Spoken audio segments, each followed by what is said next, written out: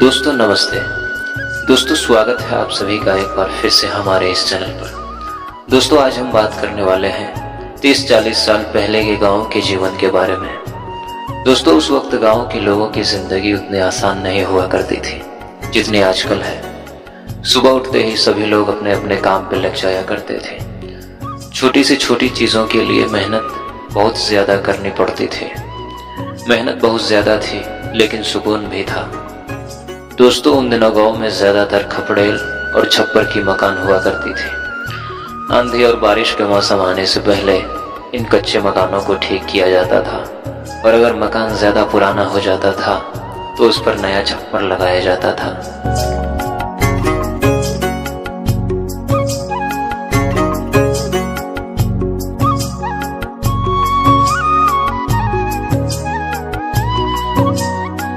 और दोस्तों उन दिनों खेती का सारा काम बैलों के द्वारा ही किया जाता था।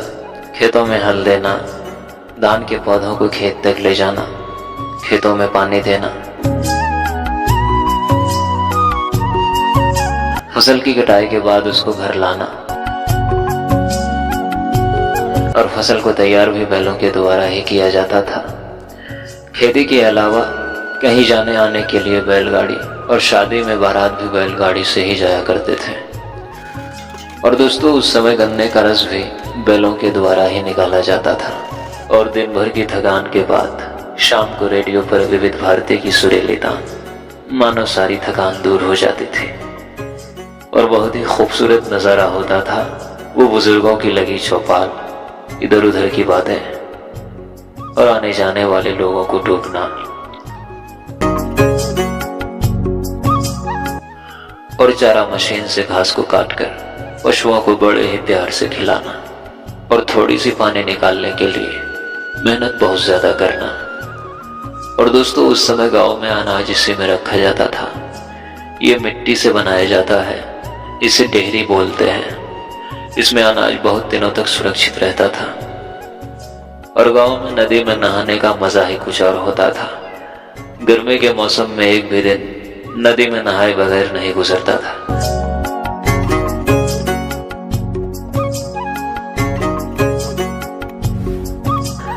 और दोस्तों सुबह होते ही सारे पशु खेत की तरफ निकल जाते थे अपने भोजन के लिए।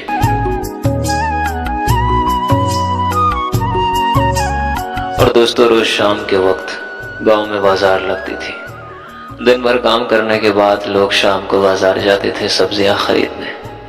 वो शाम के वक्त लगने वाली बाजार का दृश्य ही कुछ और होता था। और दोस्तों ये छपरी का छोटा सा घर खेतों में बनाया जाता था ताकि यहाँ बैठकर सभी किसान अपने अपने खेतों की देखभाल कर सके। खुले मैदान में ठंडी हवाओं के बीच यहाँ बैठने का मजा ही कुछ और होता था। और दोस्तों कुछ इस तरह की हुआ करती थी पहले गाँव का रसोई घर, जो पूरी तरह से मिट्टी की बनी होती थी और बड़े बड़े चूल्हे को भी मिट्टी से बनाया जाता था। और दोस्तों इसे हंसिया बोलते हैं। गांव में सब्जियों को काटने के लिए इसी का प्रयोग किया जाता है।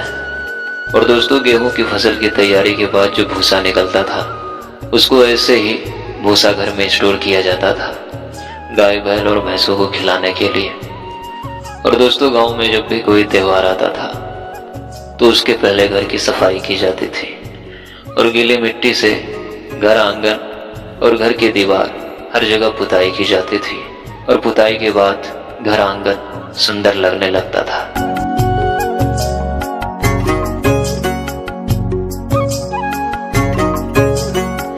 और दोस्तों उस समय जब गांव की महिलाएं कुएं से पानी भर के लाते थे तो उसको मिट्टी के घड़े में स्टोक करके रखा जाता था खाना बनाने और पीने के लिए।